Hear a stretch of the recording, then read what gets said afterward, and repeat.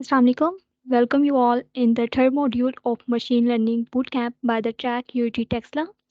आज का हमारा मॉड्यूल कवर कराएंगे मोहम्मद अली नवाब, जो कि track UT Taxila machine learning के को-हेड भी हैं और सॉफ्टवेयर इंजीनियरिंग में थर्ड ईयर स्टूडेंट भी हैं।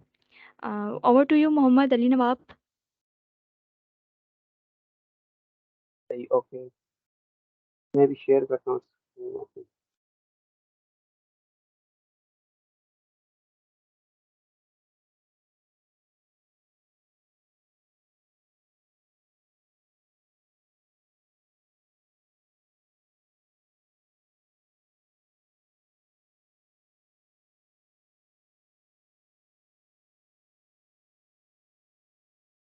Bismillahirrahmanirrahim. My name is Alinwa Khan. I am a third year student in software department, and I am also a machine learning co-head in Texilian Robotics and Automation Club Society. And I am also doing a deep learning fellowship program from the Bytewise Limited. तो today हम cover कराएंगे module 3 और इसमें linear regression और STM होगा। और आज का हमारा लीनियर रिग्रेशन जो होगा वो मैं कवर कराऊंगा और जो एसवीएम होगा वो मोहम्मद अली मियां कवर कराएंगे। तो शुरू करते हैं आज हम अपना एल्गोरिथम लीनियर रिग्रेशन। तो टुडे हमारा एजेंडा यही है कि लीनियर रिग्रेशन, मल्टीपल रिग्रेशन और पॉलिनोमियल रिग्रेशन कवर कराएंगे।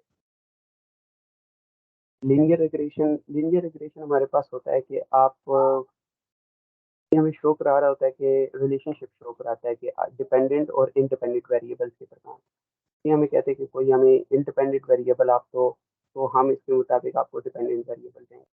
तो अगर हम देखें, अगर हम कहें कि हम कोई हाउस खरीदना चाहते हैं, मकान खरीदना चाहते हैं और वो बैरिया टाउन में खरीदना चाहते हैं और उस यानी मकान के 4 रूम्स हों, तो ये हम उसको इंडिपेंडेंट वेरिएबल्स दे रहे हैं कि बैरिया टाउन में खरीदना चाहते हैं और उसमें 4 रूम्स होने चाहिए। तो सॉरी ये टू इंटरप्ट। इंडिपेंडेंट वेरिएबल्स हैं। लो जी, आप थोड़ा माइक दूर करके बोलें ताकि आवाज़ थोड़ी क्लियर आए आपकी। आवाज़ क्लियर नहीं आ रही अभी? नहीं। एक मिनट, अभी सही है? स्टार्ट करें। सही है, अभी आवाज़ सही आ रही है? ठीक है।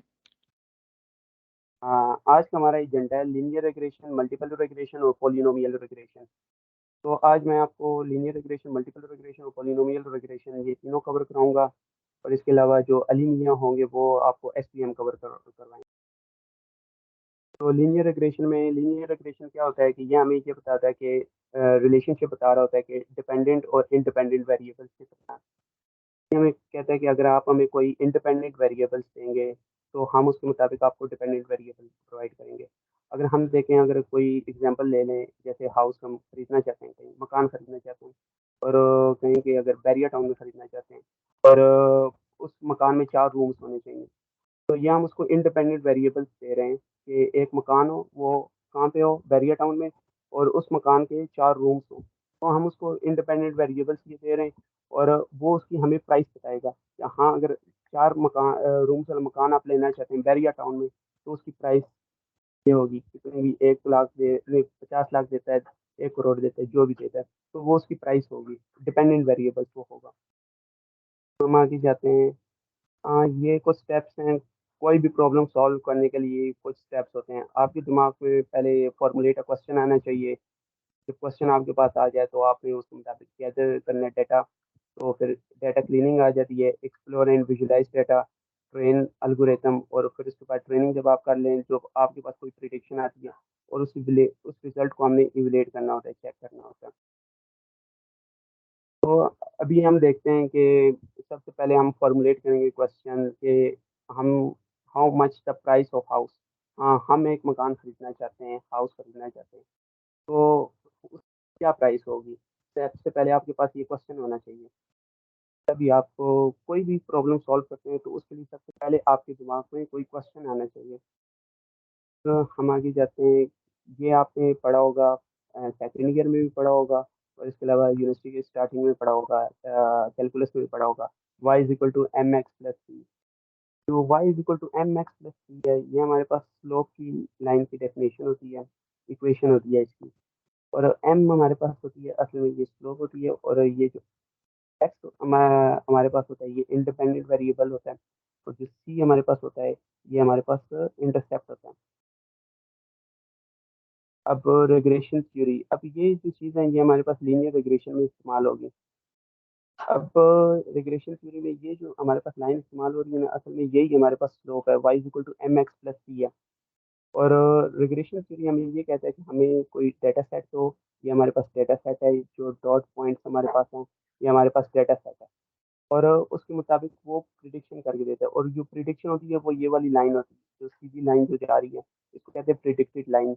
और इसको कहते हैं रिग्रेशन फंक्शन भी कहते हैं। तो ये हमें इस तरह करके रिग्रेशन थ्योरी, सॉरी ये रिग्रेशन थ्योरी होती है, जिसमें हम कहते हैं कि डेटा सेट, तो डेटा सेट फिर अल्गोरिथम को दो, अल्गोरिथम उसके मुताबिक ट्रेन कर दो, एक मॉड्यूल मॉडल बना दो। ये मॉडल बन जाए तो आप उसके अंदर कोई इंडिपेंडेंट वेरिएबल्स देंगे, और उस इंडिपेंडेंट वेरिएबल्स के मुताबिक वो जो आंसर देगा ना, उसको कहते हैं रिग्रेशन थ्योरी। और अब हम ये देखें कि हमारे पास ये जो लाइन आ रही है वो सिंपल एक लाइन आ रही है, तो हम कह सकते थे ये लाइन यहाँ से यूं करके भी शुरू हो सकती थी, इस तरह करके भी लाइन आ सकती थी। तो ये लाइन यहीं से क्यों शुरू शुरू हो रही है? अभी हम इसको देखते हैं कि ये लाइन यहीं से क्यों शुरू हो रही है। तो इसमें क्या होता है कि रेसिजुअल होते हैं, आपने डिस्टेंस कैलकुलेट करना होता है, जो आपके पास डाटा सेट जितना भी है ना, तो आपने उसे रिजल्ट कैलकुलेट करना होता है, यानी डिस्टेंस कैलकुलेट करना होता है। आपकी जो प्रिडिक्टेड लाइन आती है ना, आप उसका डिस्टेंस कैलकुलेट करते हैं एक्चुअल से। अब ये हमारे पास जो है ये एक्चुअल है, डाटा पॉइंट है। और ये जो हमारे पास आ रहा है ये प्रिडिक्टेड है, ये अल्गोरिथम हमें करके दे रहा है कि ये उसकी प्रिडिक्शन होगी ये वाली। हम इसके दरम्यान जो डिस्टेंस कैलकुलेट करेंगे, इसका भी और इसका भी कैलकुलेट करेंगे, इसका भी कैलकुलेट करेंगे, ये परिणाम सब हम इन सब डिस्टेंसेस को ऐड कर देंगे। इन सब डिस्टेंसेस को ऐड करने के बाद हमारे पास जो आंसर आएगा वो होगा कॉस्ट फंक्शन। तो कॉस्ट फंक्शन हमारे पास होगा, लेकिन हम जिसकी सबसे कम, यानी मतलब लाइन की सबसे कम डिस्टेंस आएगी ना, हम उस लाइन को लेंगे। जैसे 3 लाइनें हैं, तो हम इसमें से हमने वो लाइन ले ली है जिसकी सबसे कम ही डिस्टेंस, यानी कॉस्ट फंक्शन है। इन सब की डिस्टेंसेस हम कैलकुलेट करेंगे, इन पॉइंट्स की, इन लाइन की डिस्टेंस कैलकुलेट करेंगे। इन की सबसे कम डिस्टेंसेस आएंगे ना, तो हम उस लाइन को चूज करेंगे।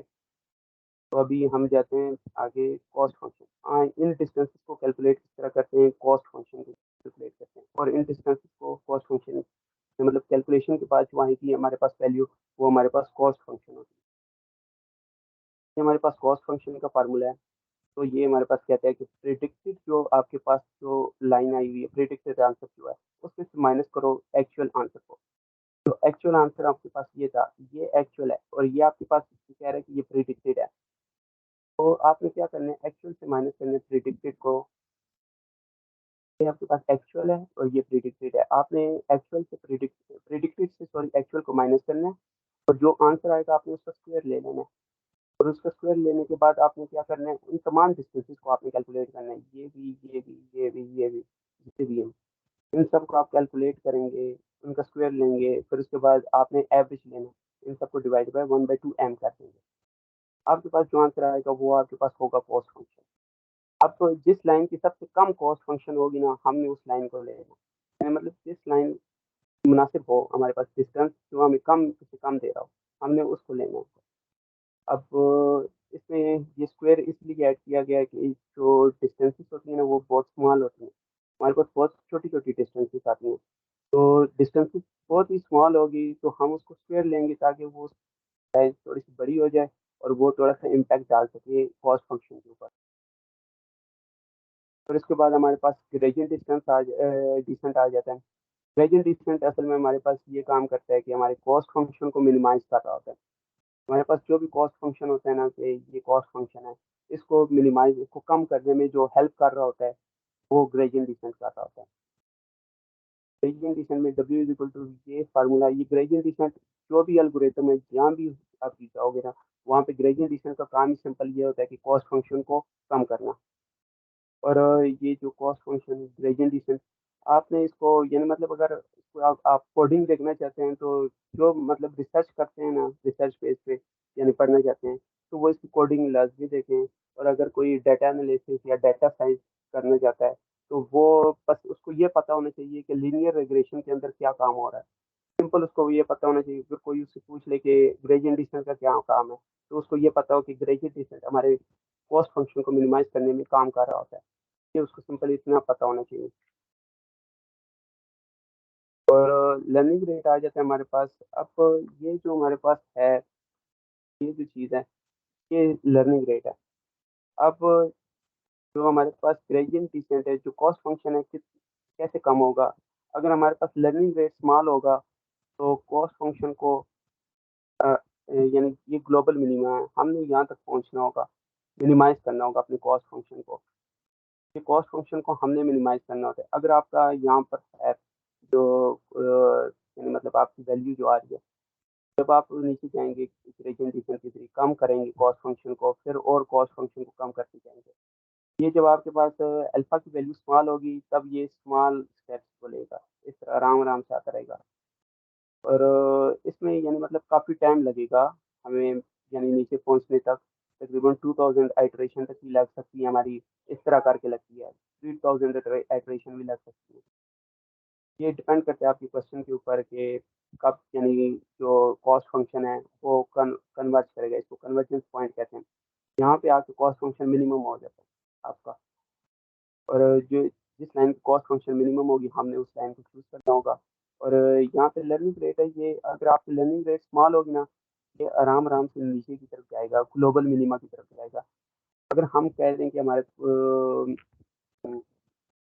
अगर लर्निंग रेट को हम यानी ज़्यादा बड़ी रख लें वैल्यू उसकी, तो उसमें हमारे पास एक मसला आ जाएगा। आप कहेंगे कि जल्दी-जल्दी हम पहुँच जाएँ यहाँ ग्लोबल मिनिमा मिनिमा तक, कन्वर्जेंस पॉइंट तक हम पहुँच जाएँ। तो लेकिन इस तरह नहीं होता। अगर आप कॉस्ट फंक्शन की वैल्यू मैक्सिमम रखेंगे, तो वो अगर यहाँ तक पहुँच गया, तो वो यहाँ से उठ के यहाँ तक आ जाएगा।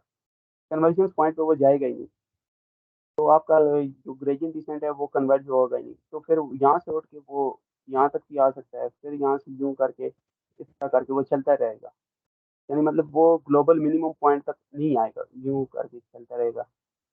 तो इसका यही है कि आप जो लर्निंग रेट है उसकी वैल्यू हमेशा के लिए स्मॉल ही रखें। जितनी आपकी यानी मतलब कि एक स्टैंडर्ड होता है 1 मल्टीप्लाई बाय 10 की पावर -3, इतनी लर्निंग रेट की वैल्यू रखते हैं।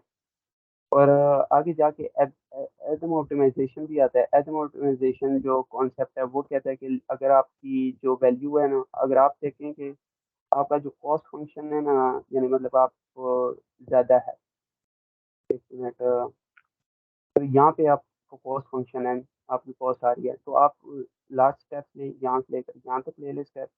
फिर देखेंगे लार्ज है, फिर यहाँ से यहाँ तक ले लें। फिर उसके बाद अगर आप देखेंगे कि आपका जो कॉस्ट फंक्शन है कि कम हो, यानी मतलब कन्वर्जेंस पॉइंट के करीब आ गए, तो आप स्मॉल स्टेप्स लेने लग जाएँ। जब आप स्मॉल स्टेप्स लगेंगे, तो वो यानी मतलब ईज़िली कन्वर्ज हो जाएगा। आपने उसके बाद लार्ज स्टेप नहीं लेने। यही कॉन्सेप्ट होता है एटम ऑप्टिमाइज़ेशन का, और यही कॉन्सेप्ट ज़्यादातर इस्तेमाल होता है, एटम ऑप्टिमाइज़ेशन। तो अभी हम लर्निंग रेट हमने पढ़ लिया। अब हम आगे जाते हैं डब्ल्यू और बी की वैल्यू की तरफ।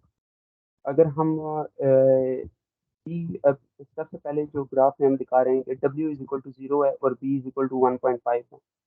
अब यानी मतलब कि जो हमारा ग्राफ होगा ना, उसकी प्रेडिक्टेड लाइन वो कहाँ से शुरू होगी? वो यानी 1 और 2 के दरमियान 1.5 से शुरू होगी। यहाँ से हमारी प्रेडिक्टेड लाइन शुरू होगी। और डब्ल्यू इज़ इक्वल टू 0 हमने रखा हुआ है। तो जो भी हम इनपुट देंगे, उसमें 0 के साथ मल्टीप्लाई होके 0 हो जाना है, और जो हमारे पास आंसर आएगा वो 1.5 ही आता रहेगा। तो वो हमारे पास स्ट्रेट लाइन ज़ूम करके बन जाएगी पैरेलल टू एक्स एक्सिस। यानी मतलब हमारे पास जो स्लोप बनेगी, उसका जो एंगल होगा वो 0 डिग्री होगा और पैरेलल टू एक्स एक्सिस होगा। और अगर हम दूसरा ग्राफ देख लें, उसमें डब्ल्यू इज़ इक्वल टू 0.5 और बी इज़ इक्वल टू 0 है। तो बी इज़ इक्वल टू 0 है, इसका मतलब ये है कि हमारी जो लाइन शुरू होगी वो ओरिजिन से शुरू होगी। और डब्ल्यू इज़ इक्वल टू 0.5 है, तो जो भी आप इनपुट देंगे उसमें 0.5 से मल्टीप्लाई होना है, और इस तरह करके आपको आंसर देंगे, मिलता रहेगा। अगर 1 देंगे तो यहाँ पे 0.5 आंसर आएगा, 2 देंगे तब आपके पास 1 आंसर आएगा। इस तरह करके आपके पास लाइन बनती रहेगी।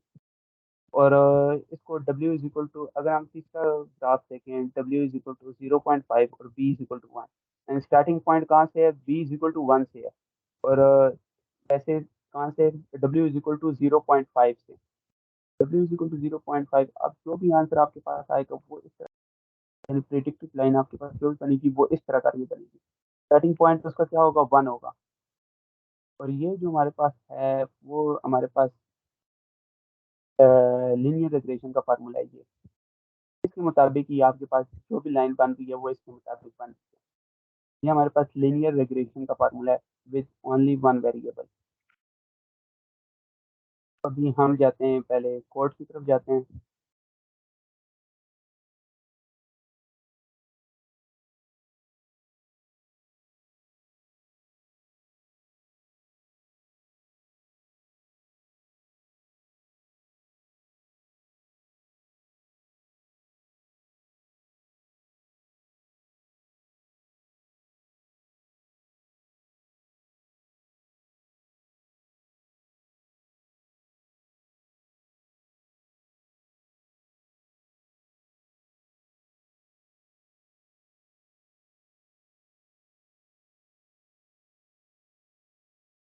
अभी ये हमारे पास कोड है हाउस प्राइस प्रिडिक्शन का।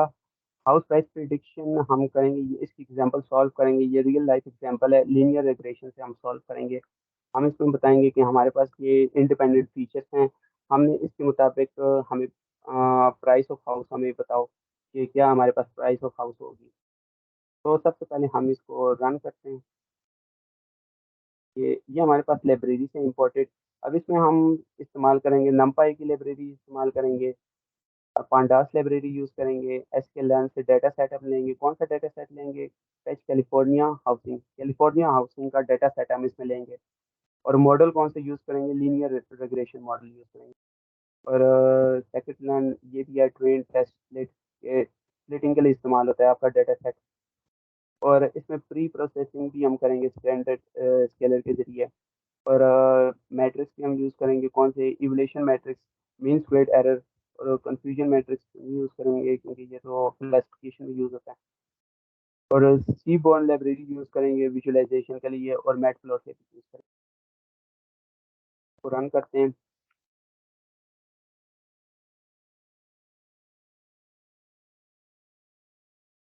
अभी हमने बताऊं कि डाटा सेट हमने इंपोर्ट कर लिया, डाटा में जाएगा।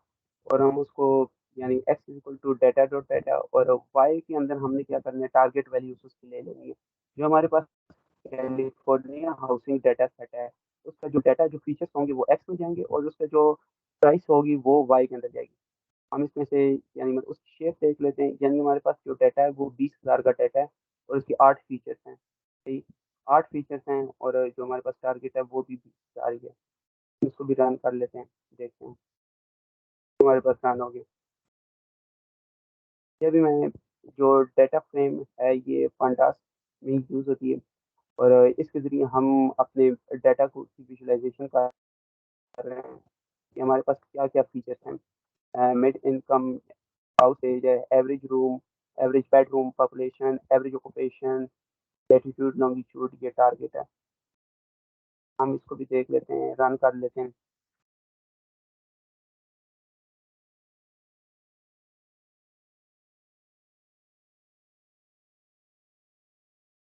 ये अभी हमारे पास इंफॉर्मेशन दे रहा है कि हमारे पास जो डाटा सेट है, अब उसकी इंफॉर्मेशन हम लेना चाहते हैं। वो किस तरह लेंगे, डी एफ डॉट इन्फो के जरिए इंफॉर्मेशन हम ले सकते हैं। ये पंडास में यूज़ होती है, डी एफ डॉट इन्फो। सही, ये फंक्शन है, इसके जरिए हमारे पास इंफॉर्मेशन आ जाएगी हमारे पास जितनी भी है। और इसमें हमारे पास ये जितने भी डाटा सेट है, जितने भी फीचर्स हैं, ये टोटल हमारे पास 20,000 उनकी वैल्यूज़ हैं। और हमारे पास सारे फ्लोटिंग पॉइंट नंबर हैं। अभी हमने ऊपर भी देखा था कि हमारे पास फ्लोट में थे सारी वैल्यूज़, ये फ्लोट में थी। तो ये हमारे पास फ्लोटिंग डाटा पॉइंट है सारा। हम इसको भी रन कर लेते हैं। अब अब हमने इसमें क्या किया जी, डाटा, जितना भी डाटा था हमारे पास उसको हमने राउंड कर दिया, 2 तक कर दिया। ये हमारे पास डाटा राउंड हो गया, 2 डिजिट्स तक आ गया। पॉइंट के बाद 2 डिजिट्स तक हमारे पास डाटा आ गया। अब ये डाटा डॉट डिस्क्राइब है, मतलब ये कि हमारे पास काउंट कितनी है, वो 20,000 का तो आपके पास को पता है, 640 का डाटा सेट है आपके पास। और मीन उसका कैलकुलेट किया, जितना भी डाटा सेट था उसका मीन कैलकुलेट किया। इसमें इस फीचर का मीन कैलकुलेट किया, ये इस फीचर का मीन कोई है, mean standard deviation, mean minimum, और 25%, 50%, और इसके अलावा 75% आपके पास कैलकुलेट हो गया। अब हम जो भी हमारा सबसे पहले काम होता है वो ये होता है कि हम अपने डाटा सेट में देखें कि हमारे पास नल वैल्यूज तो कोई नहीं है। अब हमारे पास डाटा सेट में देखते हैं कि हमारे पास कोई भी नल वैल्यू नहीं है। हमारे पास ये देखें 0 0, अगर किसी में नल वैल्यू होती तो वो हमें कैलकुलेट होके आ जाती। अगर हम कहते हैं कि एवरेज रूम में हमारे पास नल वैल्यूज होती, 5 भी होती, 3 होती, जितनी भी होती वो कैलकुलेट होके यहाँ पे आ जाती, लेकिन इसमें कोई भी नहीं है। अब हम फाइंड करते हैं कि हमारे जो फीचर्स हैं, जो भी फीचर्स हैं, इनके दरमियान कोरिलेशन क्या है। आपको कोरिलेशन का कॉन्सेप्ट पता होना चाहिए, यानी मतलब कोरिलेशन ये आपको बताता है कि डायरेक्टली प्रोपोर्शनल और इनवर्सली प्रोपोर्शनल, और यानी एक फीचर दूसरे फीचर से कितना डायरेक्टली प्रोपोर्शनल है, और एक फीचर दूसरे फीचर से कितना इनवर्सली प्रोपोर्शनल है। पी एफ डॉट कोर, इस ये फंक्शन है, ये पांडास का, इससे भी आप चेक कर सकते हैं कि कोरिलेशन कितना है डाटा सेट में। तो अभी हम देखते हैं कि या ये तो हीट मैप में देखेंगे तो जाहिर सी बात है कि अच्छी तरह हमें समझ आएगा। हीट मैप में हम इसको देखने करते हैं, विजुलाइज करेंगे। अच्छा, ये हमारे पास हीट मैप में आ गया है फीचर्स। अब हमारे पास मिड इनकम है और मिड इनकम, ये दोनों तो एक एक ही जैसे हैं, तो इनमें से वन ही आएगा इसका, जो यानी डायगोनल में जितनी भी वैल्यूज हैं ये सारी वन है, क्योंकि इनका आपस में रिलेशन एक वन ही होगा, एक ही जैसे हैं। और इनका दूसरे जो फीचर्स हैं उनके साथ अभी रिलेशन देखते हैं। अभी हम देखते हैं जो एवरेज रूम है 0.85 है, ये काफ़ी यानी मतलब कि को रिलेटेड है इसके साथ, एवरेज बेडरूम के साथ। इन दो फीचर्स के दरमियान को रिलेशन एग्जिस्ट करता है। ये डाटा सेट आपस में, ये दो फीचर आपस में को रिलेटेड है, यानी मतलब कि अगर हम एवरेज रूम इंक्रीज करेंगे तो जाहिर सी बात है एवरेज बेडरूम भी उसके साथ इंक्रीज होंगे। ये मतलब डाटा जो फीचर्स है ये आपस में एक दूसरे के साथ डायरेक्टली प्रोपोर्शनल, एक को इंक्रीज करोगे तो दूसरा भी आपके पास इंक्रीज होगा। उसके अलावा हम देख लेते हैं ये लेटीट्यूड और लॉन्गिट्यूड, इन दोनों में भी आपस में कोरिलेशन एग्जिस्ट करता है, लेकिन इनके दरमियान जो कोरिलेशन एग्जिस्ट करता है वो नेगेटिव में, यानी मतलब आप एक को बढ़ाएंगे तो दूसरा कम होगा, और इनके दरमियान काफ़ी ज़्यादा कोरिलेशन एग्जिस्ट करता है 0.92। और मतलब कि अगर आप एक को बढ़ाएंगे, लेटीट्यूड को बढ़ाएंगे तो लॉन्गिट्यूड कम होने लग जाएगा। मगर इस केस में ऐसा नहीं था, इनमें एवरेज रूम को अगर आप बढ़ाओगे तो एवरेज बेडरूम भी इंक्रीज होंगे। इनके दरमियान पॉजिटिव कोरिलेशन है, और इनके दरमियान जो लैटिट्यूड और लॉन्गिट्यूड है इनके दरमियान नेगेटिव कोरिलेशन एग्जिस्ट है। अब हम जाते हैं कोरिलेशन, तो हमें पता चल गया ना कि फीचर्स के दरमियान किन किन फीचर्स के दरमियान कोरिलेशन है। तो हम यानी मतलब एवरेज रूम और एवरेज बेडरूम है, इसमें से हम यानी मतलब एक ही जैसा है, एक को इंक्रीज करेंगे दूसरा खुद ब खुद इंक्रीज होने लग जाएगा, तो ये हमारे मॉडल के परफॉर्मेंस के ऊपर असर डालेगा। तो हम इसमें से किसी एक को रखेंगे अपने पास, या एवरेज रूम को रखेंगे या एवरेज बेडरूम को रखेंगे, और इसी तरह ये एक हमारे पास लेटीट्यूड और लॉन्गिट्यूड है, इनमें भी हम किसी एक को अपने पास रखेंगे, दोनों को नहीं रख सकते वरना हमारी मॉडल की परफॉर्मेंस खराब हो जाएगी।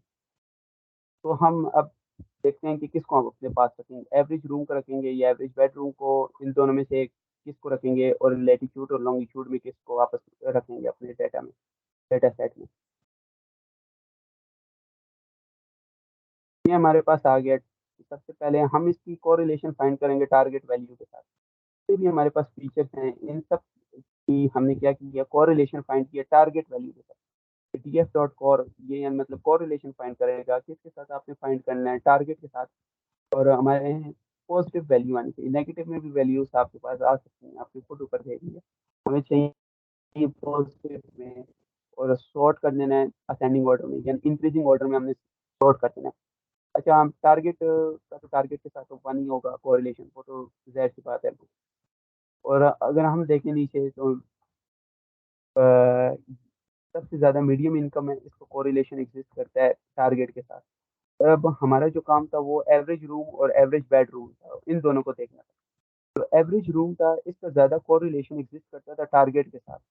अब इसका ज़्यादा एग्जिस्ट करता है तो हम इसको रख लेंगे। जिस फीचर का टारगेट वैल्यू के साथ ज़्यादा कोरिलेशन एग्जिस्ट करता हो हमने उस फीचर को रख लेना है। तो एवरेज रूम का टारगेट वैल्यू के साथ ज़्यादा कोरिलेशन एग्जिस्ट कर रहा है तो हम इस फीचर को अपने पास रख देंगे। और एवरेज बेडरूम का बहुत कम एग्जिस्ट कर रहा है तो हम इसको हटा देंगे। और इसी तरह लैटिट्यूड है, इसका भी कोरिलेशन एग्जिस्ट कर रहा है, ज़्यादा कोरिलेशन एग्जिस्ट कर रहा है किसके साथ, टारगेट के साथ, तो हम इसको भी रख लेंगे। और लॉन्गिट्यूड है, ये तो एवरेज बेडरूम की भी नीचे है तो हम इसको हटा देंगे। तो हमने कौन से दो फीचर अपने पास रखे हैं, एवरेज रूम रखा है और हमने रखा है कि लैटिट्यूड अपने पास रखा है। एवरेज बेडरूम और लॉन्गिट्यूड हमने हटा दिए।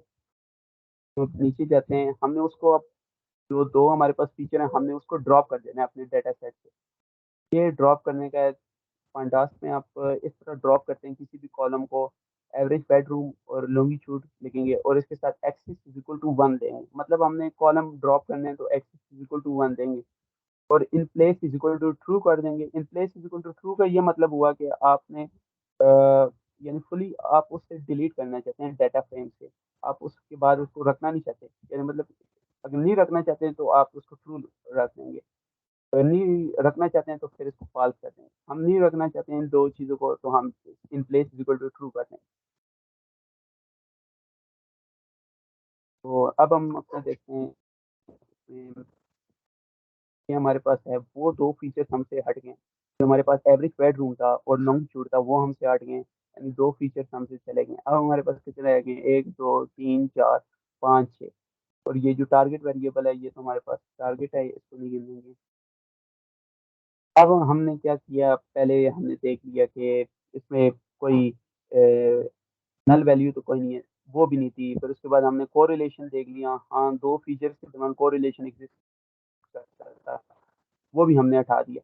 अब हम क्या करेंगे, दो चीज़ें तो हमने कर ली, तीसरी चीज़ ये होती है कि आउटलेयर देखना होता है। अब हम अपने डेटा सेट पे तो आउटलेयर देखेंगे, लेकिन हम मैं आपको एक बात बताता हूँ, अभी हम यूज़ करें सिंपल एक फीचर को लेंगे, उस फीचर के मुताबिक हम मॉडल को ट्रेन करेंगे, उसी के मुताबिक हम प्रिडिक्शन करेंगे। हम इसमें वैसे ले रहे हैं जो फीचर वो ये है कि यानी मीडियम इनकम ले रहे हैं, क्योंकि मीडियम इनकम ज़्यादा कोरिलेटेड था इसके साथ, टारगेट वेरिएबल के साथ कोरिलेटेड था, इसलिए हम मीडियम इनकम को ले रहे हैं। और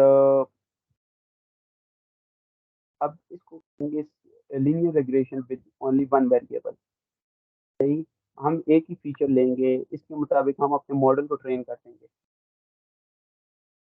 तो हम अभी इसको देखते हैं, बॉक्स प्लॉट है। बॉक्स प्लॉट हमें ये बताता है कि कितना आउटलेयर एग्जिस्ट करता है एक यानी मतलब फीचर के अंदर।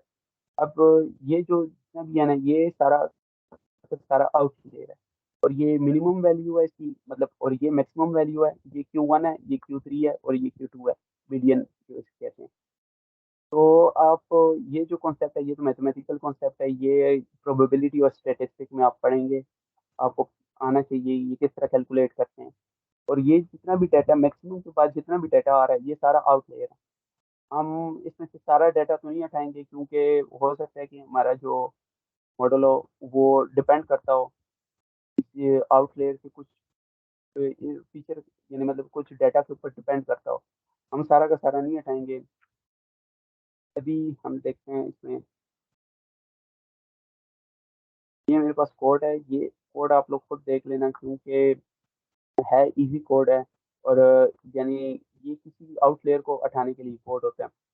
आपकी फीचर में कोई भी आउटलेयर एग्जिस्ट करता है तो आप उसको हटा सकते हैं।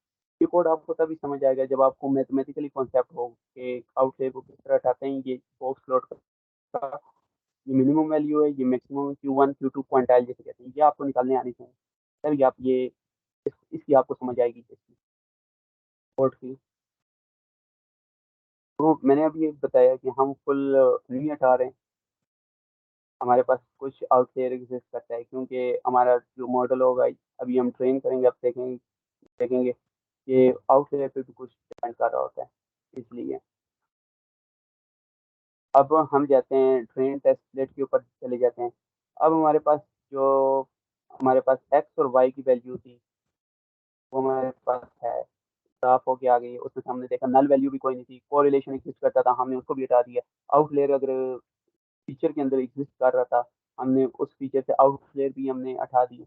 अब हम क्या करेंगे, उसको ट्रेन टेस्ट स्प्लिट कर देंगे, उसको हम ट्रेनिंग डाटा में और टेस्टिंग डाटा में स्प्लिट कर देंगे, अपना जो डाटा सेट है जो हमारे पास। अब टेस्टिंग, अब ये तरीका होता है उसका लिखने का, पहले एक्स ट्रेन आप लिखेंगे, फिर एक्स टेस्ट लिखेंगे, फिर उसके बाद वाई ट्रेन लिखेंगे, फिर वाई टेस्ट लिखेंगे, फिर ट्रेन टेस्ट स्प्लिट आप पर वो लगाएंगे फंक्शन।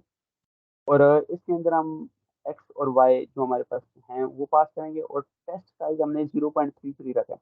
तो हमारे पास टेस्टिंग का डाटा हम रखेंगे, वो कितना रखेंगे, यानी मतलब 33% हम अपने पास रख रहे हैं टेस्टिंग के लिए डाटा रख। बाकी जो 67% है वो ट्रेनिंग में जाएगा।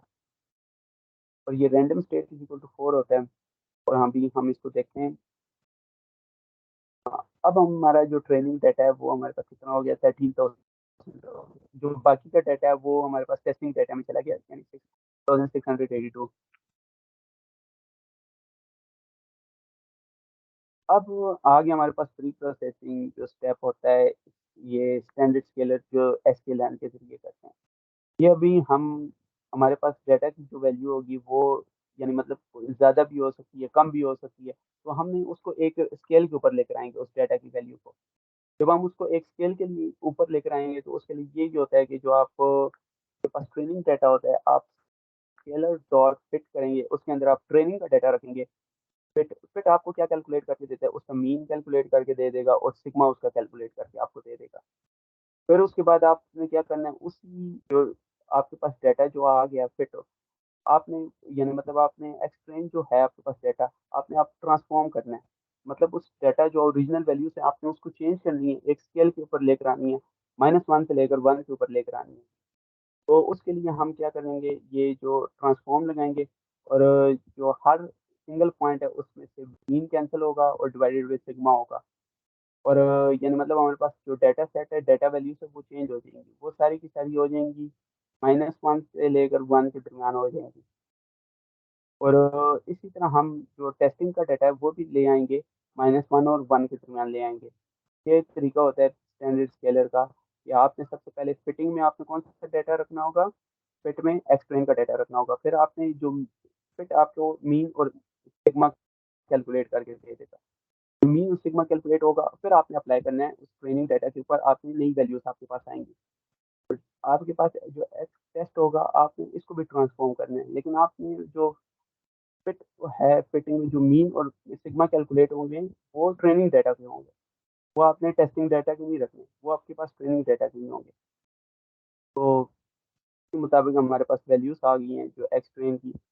अब हम इस जो हमारे पास एक्स ट्रेन की वैल्यूज आई हैं, इसके मुताबिक हम अपने मॉडल को ट्रेन कर देंगे। सबसे पहले हमने लीनियर रिग्रेशन किया हुआ है, मॉडल लिया हुआ है, हमने फिट किया लीनियर रिग्रेशन। अब जो फिट किया है, ये जो एक्स ट्रेन हमने फिट किया और वाई ट्रेन, मतलब ये हमने ट्रेनिंग डाटा के ऊपर इसको लर्न करवाना है। जैसे भी आप फिट करेंगे, लगाएंगे, तो ये लर्न करने लग जाएगा, ये कॉस्ट फंक्शन भी कैलकुलेट कर देगा, ग्रेडियंट डिसेंट भी कैलकुलेट कर देगा, जो भी है वो सब चीज़ कैलकुलेट कर देगा। जो वाई प्रिडिक्शन है, अब हम इसमें एक्स टेस्ट नॉर्मल इसके अंदर डालेंगे। अब इसके मुताबिक वो हमें प्रिडिक्शन करके देगा, जो भी हमारे पास आएगी वो प्रिडिक्टेड वैल्यू होगी। और model dot coefficient, model dot intercept और मीन स्क्वायर एरर। जो मॉडल डॉट कोफिशिएंट है, ये हमें ये बता रहा होता है कि मतलब कि अगर 1 यूनिट इनकम, हमने कौन सा फीचर लिया हुआ है, इनकम का फीचर लिया हुआ है। अगर 1 यूनिट इनकम में इंक्रीज होगा, तो हमारे पास प्राइस 0.7108 इंक्रीज होने लग जाएगी। और और दूसरा ये कहता है कि मॉडल डॉट इंटरसेप्ट ये बता रहा होता है, अगर आप, यानी मतलब इनकम इंक्रीज ही ना कर रहे हैं, फिर भी आपकी प्राइस तो इंक्रीज होगी होगी। 2.0235 है मॉडल डॉट इंटरसेप्ट, आपको ये बताते हैं। इसके अलावा अगर हम नीचे चले जाते हैं, मीन स्क्वेयर्ड एरर में चले जाते हैं। मीन स्क्वेयर्ड एरर आपको मॉडल की इवोल्यूशन के लिए इस्तेमाल होता है। मीन स्क्वेयर्ड एरर उसमें इस्तेमाल होता है, रेग्रेशन प्रॉब्लम जो भी होते हैं उसमें मीन स्क्वेयर्ड एरर इस्तेमाल होता है। आपने उसमें वाई टेस्ट जो आपके पास एक्चुअल वैल्यूज हैं वो आप देंगे, और जो आपने प्रिडिक्ट की हुई है वैल्यूज वो आप उसको देंगे मीन स्क्वेयर्ड एरर। तो उसके मुताबिक आपको कैलकुलेट करके देगा कि हाँ क्या एक्चुअल वैल्यूज के साथ मिल रही है प्रिडिक्शन की वैल्यूज या नहीं। जो हमें कैलकुलेट होके आया हुआ है 0.655, ये हमें मीन स्क्वेयर्ड एरर कैलकुलेट होके आया हुआ है। और ये वैसे अगर मीन स्क्वेयर्ड एरर की वैल्यू 0.5 या इससे कम होनी चाहिए, लेकिन हमारे पास 0.665 तक आई हुई है। लेकिन कोई बात नहीं, इसमें हमारे पास डाटा में बहुत सारा बाइसनेस भी है, और भी आउटलेयर हो सकते हैं, आउटलेयर भी हमने रखे हुए हैं, और भी बहुत चीज़ें हैं इसमें। तो ये भी हमारे पास काफ़ी अच्छी वैल्यू आई हुई है 0.665। अब हम कोई वैल्यू लेते हैं एक्स टेस्ट नॉर्मल की, पहली वैल्यू लेते हैं, हम उसको देखते हैं कि मॉडल डॉट प्रिडिक्शन में दे देते हैं कोई एक्स टेस्ट नॉर्मल की कोई भी पहली वैल्यू हो सकती है इनकम की, वो हम मॉडल को देते हैं और मॉडल उसके मुताबिक प्रिडिक्शन करके देता है, और 20,000 मिलियन हमारे पास डॉलर आ रहे हैं, यानी एक हाउस है वो हमारे पास $20,000 का आ रहा है। अब हमने ये डाटा सेट अपना शो करवाया, प्रिडिक्शन लाइन हमने शो करवाई हुई है, ये हमारे पास है, ये प्रिडिक्टेड लाइन है हमारे पास, ये जितनी भी है, और ये हमारे पास डाटा सेट है, huge amount of data set है हमारे पास। आप देख सकते हैं ये एक्स टेस्ट और वाई टेस्ट का है, और स्कैटर प्लॉट में हुआ हुआ है एक्स टेस्ट और वाई टेस्ट, और जो एक्स टेस्ट है हमने दिया उसमें वाई प्रिडिक्शन हमारे पास है, ये उसका डाटा सेट है प्लॉटिंग में। तो आप देख सकते हैं कि यानी मतलब huge amount of data set है, और ये हमें प्रिडिक्शन लाइन हमें दे रहे हैं, और इस प्रिडिक्शन लाइन को हम कहते हैं रिग्रेशन लाइन, रिग्रेशन फंक्शन, ये सब चीज़ें कहते हैं। और इसके अलावा ये जो हमने इसमें ये जो मीन स्क्वेयर्ड एरर कैलकुलेट किया हुआ है, ये सिर्फ एक नहीं होता, आप रेगुलेशन के लिए और भी इस्तेमाल कर सकते हैं। ये एब्सोल्यूट एरर भी आप कैलकुलेट कर सकते हैं, आर स्क्वायर भी कैलकुलेट कर सकते हैं, इसके अलावा आप एडजस्टेड आर स्क्वायर भी आप कैलकुलेट कर सकते हैं। ये हमारे पास कोडिंग का तकरीबन हो गया कॉन्सेप्ट, आप लोगों को क्लियर हो गया होगा कोडिंग में किस तरह लीनियर रिग्रेशन काम करता है। हमने एक फीचर लिया और उस फीचर के मुताबिक हमने मॉडल को ट्रेन करवाया, और इस मॉडल को ट्रेन होने के बाद हमने कोई एक्स टेस्ट जो मॉडल ने नहीं देखी थी कोई वैल्यू, हमने उसको वो वैल्यू दी, और उसने हमें प्रिडिक्शन करके दे दी थी। ये हमारे पास कोड है। अब हम जाते हैं वापस से इधर स्लाइड्स के ऊपर।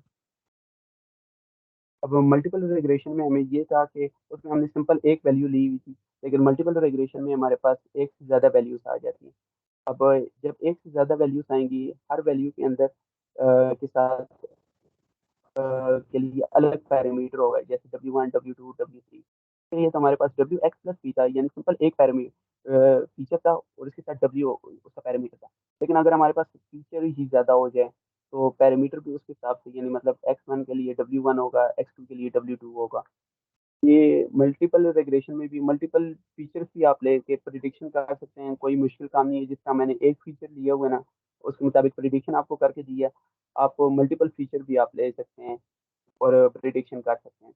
ये मैंने आपको सिर्फ बताना था। और जैसे ग्रेजुअल डिसीजन में हम देख लेते हैं कि वो वैल्यू चेंज हो रही थी डब्ल्यू की, अब इसमें हर एक डब्ल्यू की वैल्यू चेंज होगी, और फिर उसके मुताबिक कॉस्ट फंक्शन चेंज होता रहेगा। ये आपके पास ग्रेजुअल डिसेंट हो गया मल्टीपल के लिए। अब हम जाते हैं पॉलिनोमियल के लिए।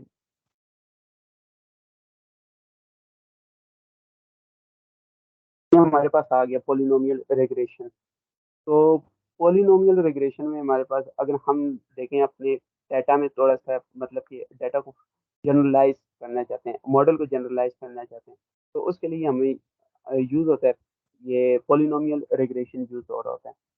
पॉलिनोमियल रिग्रेशन में हम इस तरह करते हैं, इसमें पॉलिनोमियल रिग्रेशन बताऊं, फीचर इंजीनियरिंग और मल्टीपल रिग्रेशन की एडिशन को कहते हैं। फीचर इंजीनियरिंग में आपके पास जो पहले से जो वैल्यूज प्रेजेंट होती हैं ना, आपने उसके मुताबिक उसी में से चेंजेस करके एक नई वैल्यू निकालनी है।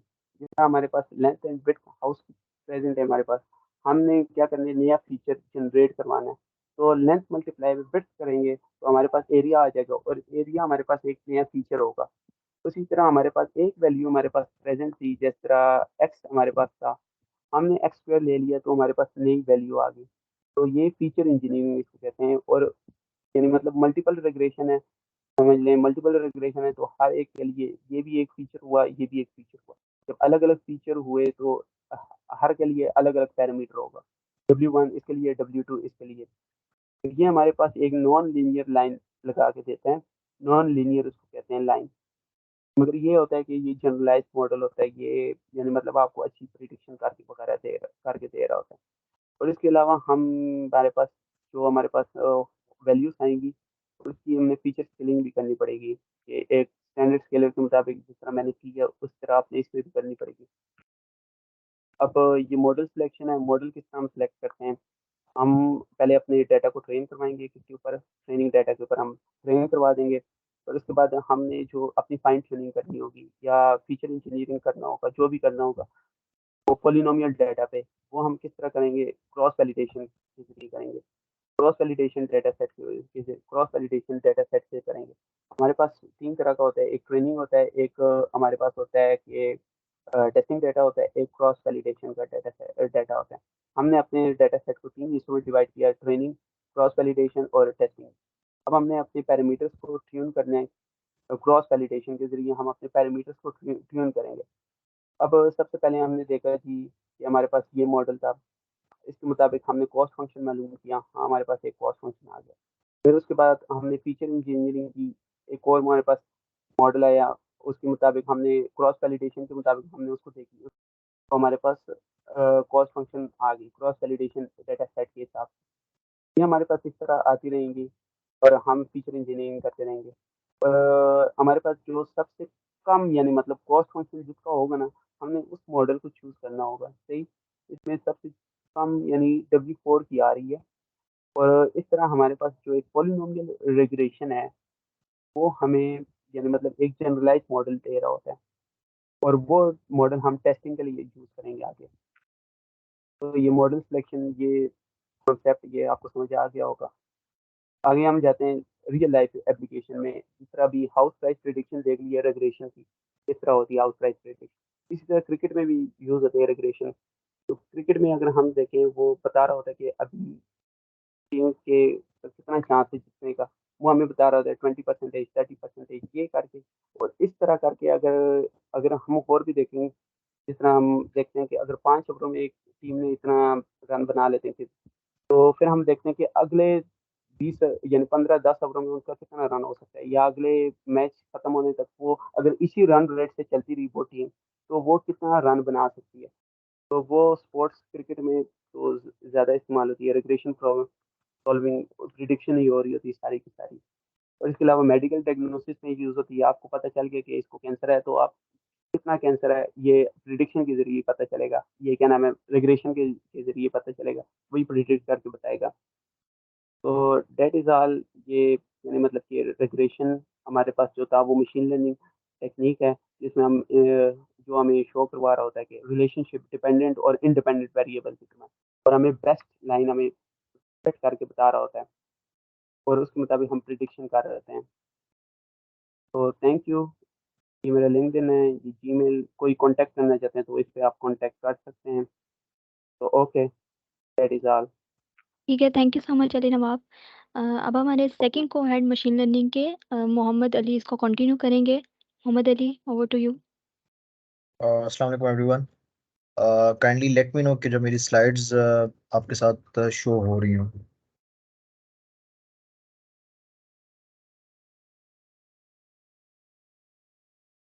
स्लाइड्स विजिबल है? जी जी, विजिबल है। ओके। सो सिंस अभी हम लोग एसवीएम स्टार्ट करने वाले हैं, तो एसवीएम में बेसिकली हम एक छोटा सा देखते हैं, प्रोजेक्ट देखते हैं। सबसे पहले एग्जांपल भी साथ साथ देखेंगे, साथ साथ हम थोड़े बहुत इसकी थ्योरेटिकल भी लेके चलेंगे चीज़ें। सो क्लासिफिकेशन ऑफ आइरिस फ्लावर, ये एक प्रोजेक्ट है एसपीएम का, जिसमें हम लोग आइरिस फ्लावर बेसिकली एक डाटा सेट है आपका पाइथन का, जिसके थ्रू हम लोग मतलब उसमें हम लोग एसपीएम अप्लाई करेंगे और हम लोग अपनी रिक्वायर्ड जो चीज़ है हम लोग उसको गेट करेंगे। सो एसवीएम क्या है? एसवीएम बेसिकली एक सुपरवाइज्ड मशीन लर्निंग एल्गोरिदम है, ठीक है, जिसमें हम लोग बेसिकली क्लासिफिकेशन और रिग्रेशन भी अप्लाई कर सकते हैं, और इवन आउटलायर डिटेक्शन, जो डिटेक्शन होती है हम लोग उसको भी गेट कर सकते हैं। अब एसवीएम जो है ये बेसिकली और लीनियर रिग्रेशन है, ये सुपरवाइज्ड लर्निंग मशीन लर्निंग में जो सुपरवाइज्ड लर्निंग होती है, ये उनके टाइप्स आती हैं, ठीक है। बाकी दो किस्म की और भी टाइप्स होती हैं जिसमें हम लोग हमारी अनसुपरवाइज्ड आ सकती है और रीइंफोर्समेंट लर्निंग होती है। सो अब जो एसवीएम है ये बेसिकली सुपरवाइज्ड मशीन लर्निंग है। ओके, देन इसकी जो एप्लीकेशन है एसवीएम की रियल वर्ल्ड में, वो हैंड रिटन डिटेक्शन सिस्टम है। मतलब कि अगर फॉर एग्जांपल हम लोगों ने कोई भी लेटर है 0 to 9 है कोई भी लेटर, सो उसमें से अगर हैंड रिटन है तो उसको वो डिटेक्ट कर सकता है। देन फेस डिटेक्शन सिस्टम है, ये भी आपकी इंडस्ट्री में बहुत इन होता है फेस डिटेक्शन सिस्टम। इस पे बहुत से भी प्रोजेक्ट्स अभी भी बन रहे हैं। सो इसमें बेसिकली फिर आगे आपके कंप्यूटर विजन का भी एक कॉन्सेप्ट आ जाता है।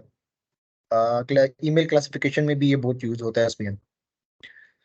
ओके, आयरस डाटा सेट के बारे में जो मैं बात कर रहा था, वो बेसिकली ये डाटा सेट है जो कि मशीन लर्निंग का एक लाइब्रेरी डाटा सेट है के थ्रू ही हम लोग इसको इंपोर्ट करते हैं। ये बिल्ट इन होता है, ठीक है। तो हम लोग इसको टेस्टिंग पर्पसेस के लिए हम लोग इसको ले लेते हैं और हम लोग इस पे फिर कोई भी फंक्शनैलिटी परफॉर्म करके देख लेते हैं कि whether हमारी जो रिक्वायरमेंट है वो इसके मुताबिक बन रही है या नहीं। सो जो रोड मैप होगा हम लोगों का, किसी भी मॉडल को जब अगर आप लोगों ने ट्रेन करवाना हो या डिटेक्ट करना हो, तो उसके लिए रोड मैप यही है कि हम लोग सबसे पहले कोई भी लाइब्रेरी है रिस्पेक्टिव हम लोग वो इंपोर्ट करेंगे, ठीक है। देन कोई डाटा सेट इंपोर्ट करेंगे, ठीक है। आफ्टर दैट हम लोग एसवीएम, सिंस हम लोग इसमें एसवीएम यूज कर रहे हैं तो हम एसवीएम का इंस्टांस यूज करेंगे। अगर हम कोई और मॉडल यूज कर रहे हैं तो हम लोग उस मॉडल का जो इंस्टांस है हम लोग उसको यूज कर रहे होंगे। देन हम लोग फिर उसको प्लॉटिंग करते हैं, जिसमें हम लोग मैच प्लॉटिंग हमारी आती है, ठीक है। एंड फिर हम लोग उसको रिप्रेजेंटेशन जिस तरह कराना चाहें हम लोग उसको फिर आउट कम में हम लोग उसको शो कर देते हैं। ओके, देन हमारी जो, अब कोडिंग साइड पे हम लोग आते हैं। स्लाइड विजिबल है ये वाली? Kindly let me know. Ali Nawab, slide show हो रही है ये वाली? सॉरी, ये हाँ, ये कोडिंग माइक्रोसॉफ्ट एज। हो रही है अपनी। ओके, सो सिंस जिस तरह हमारा रोड मैप था एसवीएम के लिए, हम उसी तरह चलते हैं आयरस प्रॉवर्ट के लिए। सो उसमें हम लोग सबसे पहले नंपाई को इंपोर्ट कर रहे हैं, क्योंकि इसमें बेसिकली हम लोग अरेज के तौर पे काम कर रहे हैं। सिंस कल वाला जो जिससे पिछला मॉड्यूल था उस पर हम लोगों ने, मैंने बताया था कि जो एनपी है मतलब नंपाई है आपका, इसमें हम बेसिकली अरे से डील कर सकते हैं। मतलब अरे हमारी वन डायमेंशनल अरे भी हो सकती है, टू डायमेंशनल भी हो सकती है। तो ये आपकी रिक्वायरमेंट के मुताबिक है कि जितना आप अरे करना चाहते हो। देन मैट प्लॉट की लाइब्रेरी यूज हो रही है, जिसमें के थ्रू हम लोग ग्राफ देखते हैं बेसिकली, ठीक है। देन एस्केलेंट, इसके थ्रू हम लोग एसवीएम इंपोर्ट करेंगे एंड फिर डाटा सेट इंपोर्ट करेंगे। सो बेसिकली जो डाटा सेट है इसके थ्रू ही हम लोग आयरिस का जो हमारा डाटा सेट हम उसको लोड करेंगे। सो उसके लिए हम लोग क्या करते हैं कि अभी हम लोगों ने जब अपना डाटा सेट इंपोर्ट करना है, सो हम लोगों ने क्या किया कि हम लोगों ने डाटा सेट लिखा जो कि इस लाइब्रेरी के थ्रू ही इंटरेक्ट कर रहा है। उसके अंदर फिर हम लोगों ने एक फंक्शन कॉल किया लोड आइरिस, जिसके थ्रू हमारा जो डाटा था वो ऑटोमेटिकली लोड हो गया बैक एंड। देन हम लोगों ने क्या किया कि एक्स एंड वाई, अब एक्स जो है ये बेसिकली हमारा डाटा है एंड वाई जो है ये हमारा टारगेट है। डाटा और टारगेट में अब एक्स एंड वाई में फर्क क्या है? एक्स जो है इसमें ये है कि हमारे पास ऑलरेडी जो डाटा गिवन है ना वो, एंड वाई हमारे पास लेबल है जो कि हम लोगों को आउटपुट एंड पे रिक्वायर्ड होगा, तो वो इसके अंदर स्टोर होते जाएंगे। अब अगर हम एक्स के अंदर देखें कि आयरस में उसने डाटा को इंपोर्ट किया, अब उसमें ये जो टू लिखा हुआ है यहाँ पे, इसमें बेसिकली जो फर्स्ट टू उसके सैंपल्स हैं, ठीक है, वो उनको ले रहा है एज अ फीचर्स। उनके जो फर्स्ट टू फीचर्स होंगे वो उनको लेगा एंड देन उनका जो डाटा है ना मतलब उनको उसने गेट कर लिया। देन जो वाई है इसमें उसने टारगेट किया, मतलब जिस तरह मैंने आपको बताया था टारगेट के, मतलब वाई जो है ये टारगेट को शो करेगा। उसके बाद अब हम लोगों ने एसपीएम का इंस्टांस शो करना है। तो उसमें ये बेसिकली जो सी इक्वल्स टू 1 है, ये बेसिकली आपका है रेगुलराइजेशन ऑफ अ पैरामीटर, ठीक है। इसमें पैरामीटर की हम रेगुलराइजेशन यूज कर सकते हैं। देन फिर हम लोग एसवीसी हम लोगों ने लिखा, उसके इज इक्वल टू हमने किया एसपीएम, और एसपीएम में एक एसवीसी होती है, तो ये फंक्शन है उसका इंस्टांस लोड करने के लिए एसपीएम का, जिसमें अब कर्नल आरबीएफ, ये इंपॉर्टेंट चीज है कि आरबीएफ तो क्या है? आरबीएफ के थ्रू मतलब एसवीएम में बेसिकली दो चीजें आती हैं। एक आरबीएफ कर्नल के थ्रू आप एसवीएम सॉल्व करते हो, या लीनियर कर्नल के थ्रू एसबीएफ मतलब एसवीएम आप सॉल्व करते हो। आरबीएफ जो है इसके थ्रू अगर आपको ये इमेज शो हो रही है नीचे, ये बेसिकली आरबीएफ के थ्रू है। तो इसमें यह है कि आपकी जो पॉइंट्स है ना, मतलब आपके लिए अंडरस्टैंडिंग बहुत ईजी हो जाती है। वाइदरस अगर हम इसको लीनियर करें तो उसमें ये हमारे हमारे पास बिल्कुल एक लीनियर फॉर्म में डाटा शो होता है, वो मैं आगे आपको शो करके दिखाऊंगा।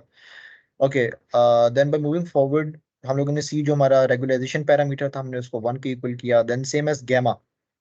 ओके, गैमा जो है इसकी वैल्यू प्रेफर ये की जाती है कि हम लोग सबसे स्मॉल रखें। स्मॉल क्यों रखें, क्योंकि हमारी जो इमेज हम लोगों को एंड पे शो होगी मैट प्लॉट के थ्रू, ठीक है, उसको उसमें मतलब कोई आपकी की डिस्टॉर्शन टाइप की चीज़ नहीं होगी, मतलब वो इजीली आपके पास शो होगी। लेकिन अगर हम इस गैमा की वैल्यू को फॉर एग्जांपल 100 कर देते हैं या 1000 कर देते हैं तो हमारे पास जो इमेज अपीयर होगी उसमें मतलब इतनी अच्छी आपके पास वो अपीयर नहीं होगी, इसमें डिस्टॉर्ट होगा, रेगुलर वो इमेज नहीं हो सकती होगी। देन हम लोगों ने जो एक्स एंड वाई ऊपर लिखा था इसको हम लोगों ने फिट के थ्रू कॉल किया, तो इसमें इनका जो डाटा है उसको वो फिट कर देगा। देन फिर हम लोगों ने जो मैश प्लॉट है उसको कॉल किया है, ये वाला ब्लॉक जो मैश प्लॉट का, सॉरी, इसमें क्या है कि हम लोग फॉर एग्जांपल एक्स मिनिमम है एंड देन हमारा एक्स मैक्सिमम है। अब इसमें जो ये जीरो लिखा हुआ है, ये जीरो इंडिकेट कर रहा है आपके फर्स्ट सैंपल को, मतलब फर्स्ट सैंपल को लिया उसमें हम लोगों ने मिनिमम को कॉल किया, मिनिमम का फंक्शन है ये, ठीक है, इसको हमने कॉल किया, देन हमने इसमें से -1 कर दिया, फिर मैक्सिमम को सेम उसी तरह कॉल किया एंड उसमें हम लोगों ने +1 कर दिया। देन सेम एज हम लोगों ने एक वाई मिन ले लिया एंड वाई मैक्स ले लिया, उसमें भी हम लोग एक्स का ही जो सेकंड सैंपल है उसको हम कॉल कर रहे हैं एंड सेम एज उसमें फिर मिन का फंक्शन हमने कॉल किया, उसमें से -1 किया एंड सेम एज फिर मैक्स का भी हमने उसी तरह कॉल किया। देन हमारे पास जो फर्स्ट जो मतलब एक्स मैक्सिमम आया और एक्स मिनिमम आया, हमने उनकी वैल्यू को लिया एंड उनकी वैल्यू को हम लोगों ने सब्ट्रैक्ट किया एंड 100 पे डिवाइड कर दिया, तो उसके थ्रू हमारे पास एच आया।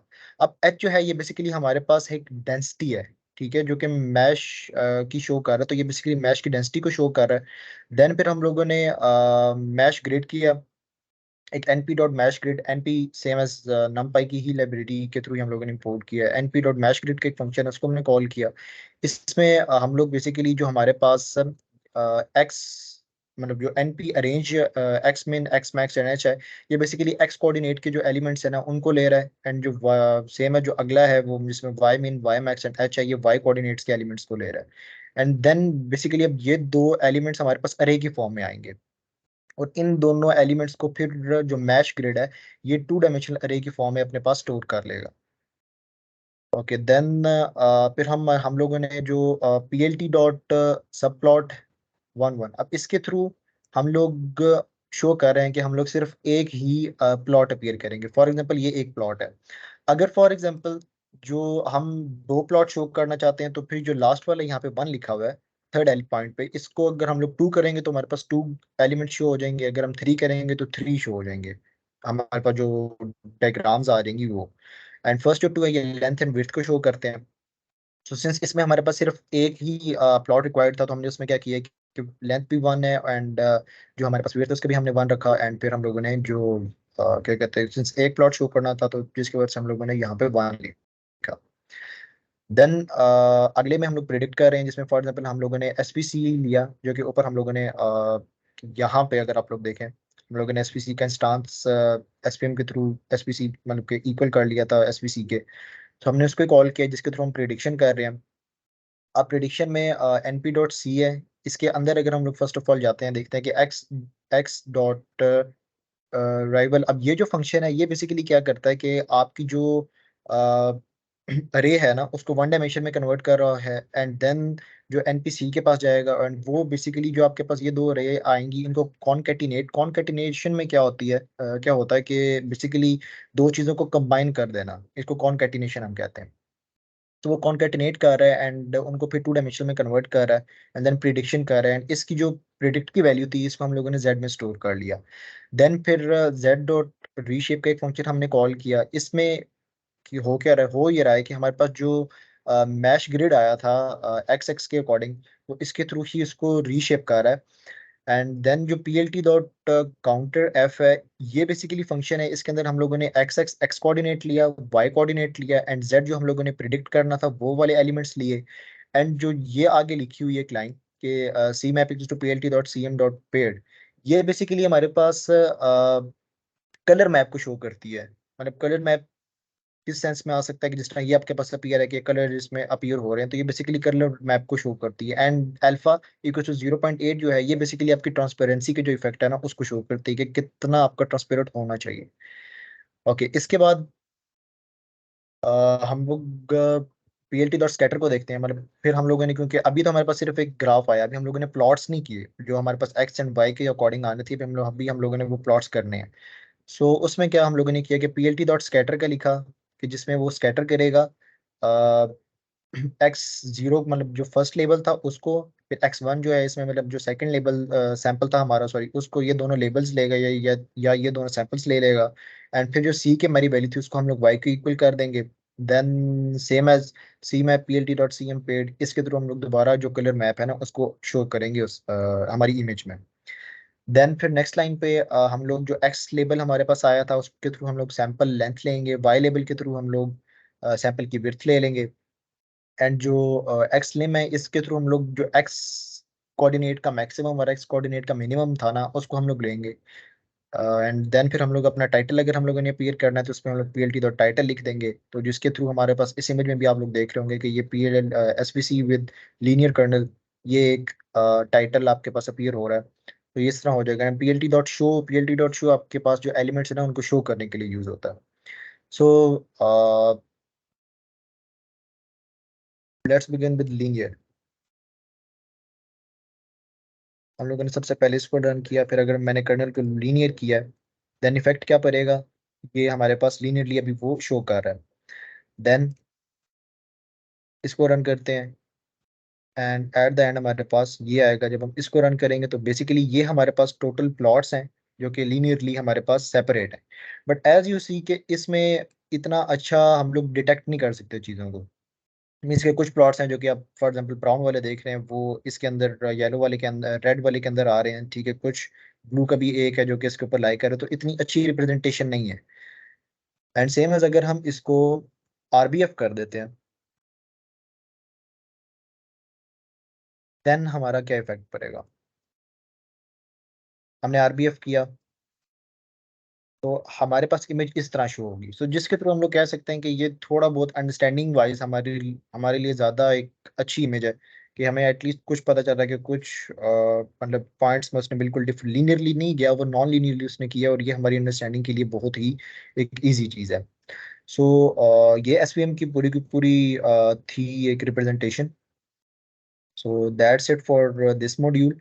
ओके, अब अगर किसी का क्वेश्चन है तो वो हैंड रेज कर सकता है, फिर हम आपको अलाउ कर देते हैं कि आप अपना माइक म्यूट अनम्यूट कर लें।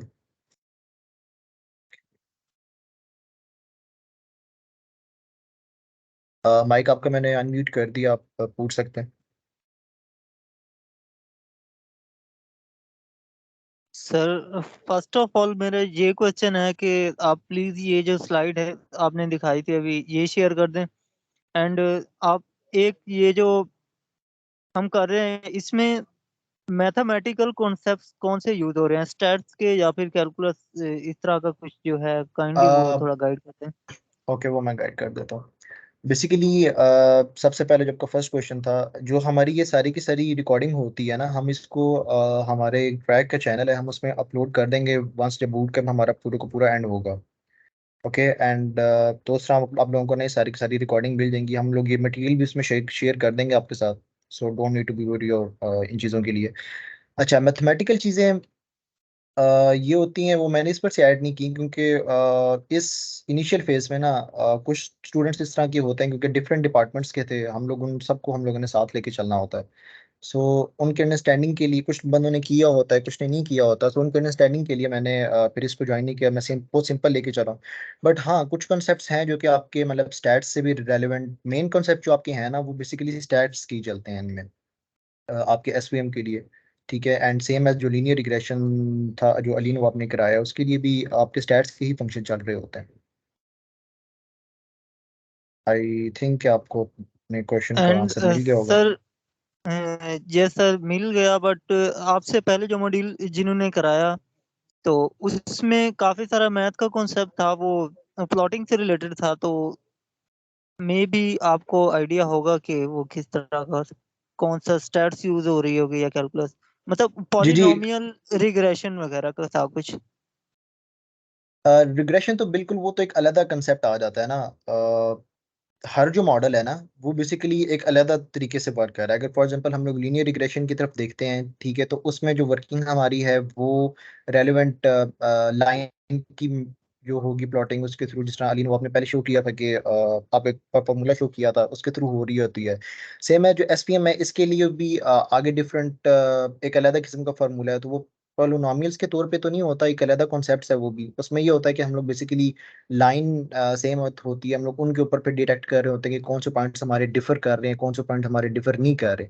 सो मेन फिर हम लोग उनमें से डिटेक्ट कर रहे होते हैं। एंड मेन जो कॉन्सेप्ट्स इनमें हम लोग फार्मूलाज भी यूज करते हैं, वो हम लोग स्टैट्स के यूज कर रहे होते हैं। मतलब आपकी जो अलजेब्रा है वो थोड़ी बहुत तो जहरी सी बात है, इनमें है ही है, उसका भी इंटीग्रेशन है। बाकी जो मेन जो आपके मतलब प्रोबेबिलिटी और इस तरह की चीजें होती हैं, हम लोग उनको भी यूज करते हैं इन मॉडल्स में भी, दोनों में।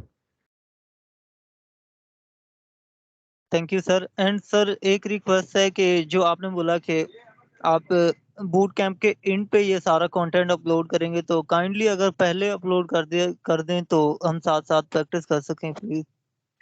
चले, मैं हेड से डिस्कस करता हूँ, फिर हम लोग इंशाल्लाह ताला शेयर करते हैं। मतलब कल के दिन ही रहेगा, कल वैसे भी लास्ट मॉड्यूल है। अच्छा, मैं भी एक बात बता दूँ शबाज, अगर तुम्हें ये कोड चाहिए ना, तो मैंने अपने गिटहब के ऊपर अपलोड किया और मैं वो लिंक शेयर कर दूंगा, आप वहाँ से कोड ले सकते हैं।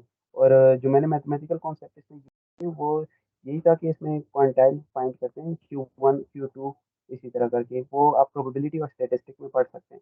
और इसके अलावा जो कोरिलेशन फाइंड किया मैंने, कोरिलेशन और कोवेरिएंस, वो आपको पता होने चाहिए, वो भी आप मैथमेटिकली किया है, लेकिन आपको एक बार इंटरनेट पर सर्च कर लें तो आपको पता चल जाएगा। या वरना इसके लिए आपको प्रोबेबिलिटी और स्टैटिस्टिक्स पढ़नी पड़ेगी।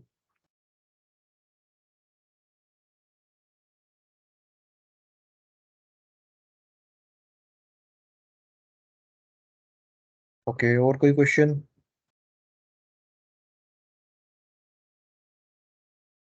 ओके देन, बेसिकली जो कल का मॉड्यूल हमारा होगा वो बेसिकली हम लोग उसमें न्यूरल नेटवर्क्स के ऊपर बात कर रहे होंगे। एंड हम लोग बहुत थ्योरेटिकल भी लेके चलेंगे एंड प्रैक्टिकल भी आपको इम्प्लीमेंटेशन उसकी दिखाएंगे। देन सेम एज के मतलब जो चैट जीपीटी होता है आपका, वो किस तरह डेवलप हुआ, मतलब ट्रांसफॉर्मर्स किस तरह बने, एंड चैट जीपीटी के ऊपर किस तरह हम लोगों ने जनरेट करवाया। एंड फिर के इनकी बैक स्टोरी क्या थी इनको जनरेट करने की। तो इस तरह की चीज़ें हम लोग आपको कल बताएंगे। फिर एनएलपी एंड सीवी के भी हम लोग आपको एक कॉन्सेप्ट देंगे कि natural language processing and computer vision basically ये है क्या। एंड मैं आप लोगों को एक चीज़ ये सजेस्ट करता हूँ कि सिंस बिलाल भाई ने भी कल आप लोगों को कहा था कि मशीन लर्निंग जो है इसमें बेसिकली हम लोग कोडिंग भी करते हैं एंड थ्योरेटिकल भी, इन दोनों चीज़ों को हम लोग साथ लेके चलते हैं। सो बेटर ये है कि आप लोग रिसर्च पेपर्स देखें कुछ, के मतलब कौन सी नई चीज़ें डेवलप हो रही हैं। आप गूगल स्कॉलर पे जाके देख सकते हो, आप गूगल और बहुत सी वेबसाइट्स हैं जिनके ऊपर आप जाके देख सकते हो कि लेटेस्ट रिसर्च किया जा रही है। अब फॉर एग्जांपल एक रिसर्च पेपर मैं रिसेंटली देख रहा था कुछ आई थिंक एक वीक पहले, जिसमें उन्होंने ये बताया था कि जो आपकी मशीन लर्निंग है अभी वो क्वांटम कंप्यूटर के साथ इंटीग्रेट कर रही है। सो जिसके थ्रू क्वांटम कंप्यूटिंग का मैं थोड़ा सा एक आइडिया दे दूं कि उसमें ये होता है कि हमारी जो बिट्स, अमूमन तो कंप्यूटर्स जो है हम लोग में बिट्स में काम कर रहे होते हैं, जो हमारी क्वांटम कंप्यूटिंग इसमें हम क्वांटम बिट्स पे काम कर रहे होते हैं, जो कि बहुत फास्टर है एज कम्पेयर टू हमारी जो जो सिंपल बिट है उसके। सो मशीन लर्निंग अगर उसके साथ जब इंटीग्रेट करेगी तो हमारे जो मॉडल्स हैं उनकी ट्रेनिंग और ज़्यादा तेज़ हो जाएगी और उससे और नई चीज़ें डेवलप होंगी। सो इन चीज़ों के बारे में भी थोड़ा बहुत बस कॉन्सेप्ट रखिएगा। बाकी that's it for today. And I think Ali Nawab, if you had to say something तो आप बोल सकते हैं।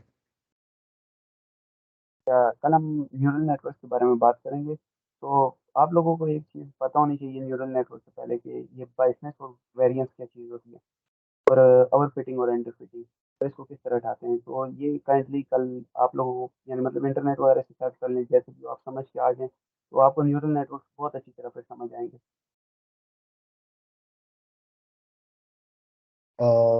ओके, फिर एंड करते हैं मीटिंग।